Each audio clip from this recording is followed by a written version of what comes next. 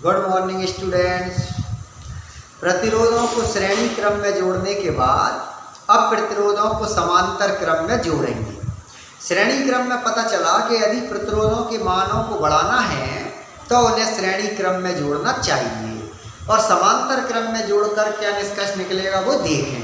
तो हमारा क्वेश्चन है, प्रतिरोधों को समांतर क्रम में जोड़कर तुल्य प्रतिरोध के लिए सूत्र की स्थापना। समांतर क्रम मतलब पैरेलल ग्रुपिंग। यदि हम करें तो समांतर क्रम में यदि प्रतिरोधों को जोड़ना है तो सभी प्रतिरोधों के पहले जो श्रेणी, सभी प्रतिरोधों के जो पहले श्रेणी उनको एक बिंदु पर, सभी प्रतिरोधों के पहले सिरे एक बिंदु पर और दूसरे सिरे दूसरे बिंदु पर जोड़ देते हैं, और इनके बीच में एक सेल लगाकर उसमें धारा प्रवाहित करते हैं। जब सेल लगाकर धारा भेजते हैं तो धारा आई प्रतिरोधों के हिसाब से 3 भागों में बढ़ जाती है। जिसका प्रतिरोध कम होगा उसमें धारा ज्यादा, और जिसका प्रतिरोध ज्यादा होगा उसमें धारा कम। इसका मतलब है कि कुल जो धारा है वो कितने भागों में बढ़ गई? 3। I बराबर I1 plus I2 plus I3। लेकिन ये जो समांतर क्रम होता है, इस समांतर क्रम में सभी प्रतिरोधों के बीच विभवांतर एक समान होता है। मतलब पहले प्रतिरोध का विभवांतर भी, दूसरे का भी, और तीसरा का समांतर क्रम में सभी प्रतिरोधों, सभी चालकों का विभवांतर एक समान होता है। इसीलिए घर में जो विद्युत उपकरण जुड़े होते हैं उन सबको कौन से क्रम में जोड़ते हैं? समांतर। क्योंकि उन सबका विभवांतर एक समान है। जैसे एक बल्ब चलेगा 220 वोल्ट से, दूसरा पंखा चलेगा 220 वोल्ट, फ्रिज 220 वोल्ट, मतलब जो भी उपकरण चलेगा कितने वोल्ट से? 220। इसका मतलब सभी कौन से क्रम में जुड़े हैं? समांतर। तो ये सबका विभवांतर एक समान होता है। तो यदि हम पूरे परिपथ जो है उसके लिए अलग अलग धारा का मान निकालें तो उसका मान यहाँ पर रख देंगे। जैसे पहले प्रतिरोध की परिभाषा से, प्रतिरोध की D बराबर RI, तो I बराबर V बटे R। समीकरण 2 बनाए। अब पहले प्रतिरोध में बहने वाली धारा I1 बराबर V बटे R। बन क्यों? पहले प्रतिरोध में I1 धारा बह रही है, विभवांतर सबका एक समान है, और प्रतिरोध कितना है? R1। 3 बना लें। इसी प्रकार दूसरे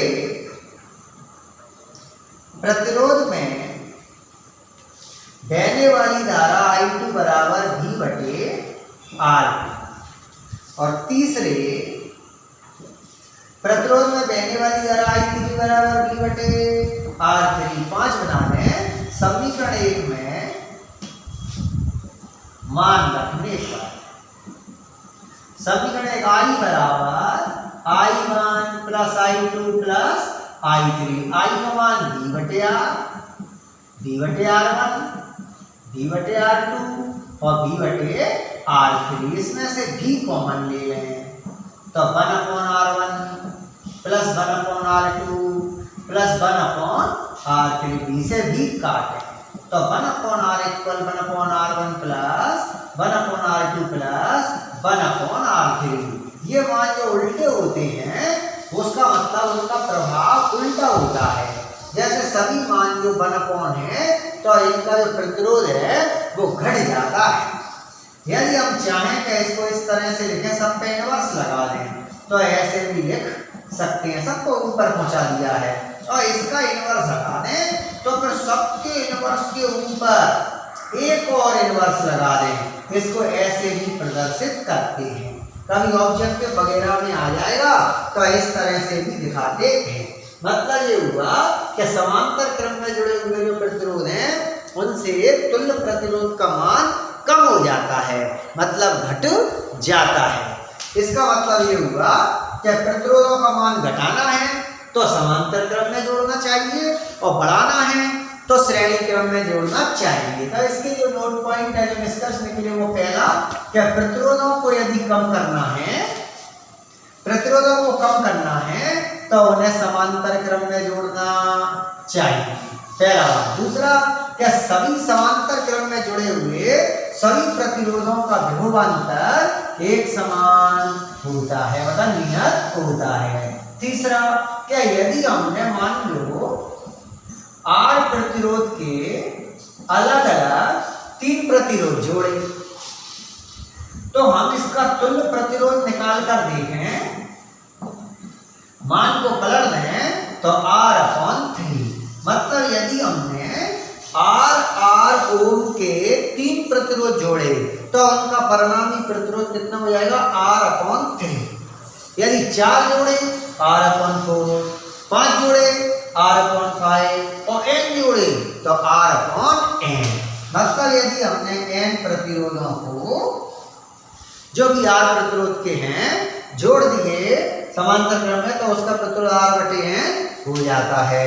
एक और खास बात है कि घर में जुड़े हुए सभी विद्युत उपकरण समांतर क्रम में जुड़े हुए होते हैं, क्योंकि समांतर क्रम में जोड़ने से एक तो विभवांतर कम हो जाता है और सब में जो है ना प्रतिरोध के सबका जो विभवांतर है ना, प्रतिरोध तो कैसे हो जाता है, कम, और सबका विभवांतर एक समान होता है। इसलिए घर में जुड़े हुए सभी विद्युत उपकरण समांतर क्रम में जुड़े रहते हैं। ये समांतर क्रम का खास अपना भी टॉपिक खत्म हो गया है। Thank you.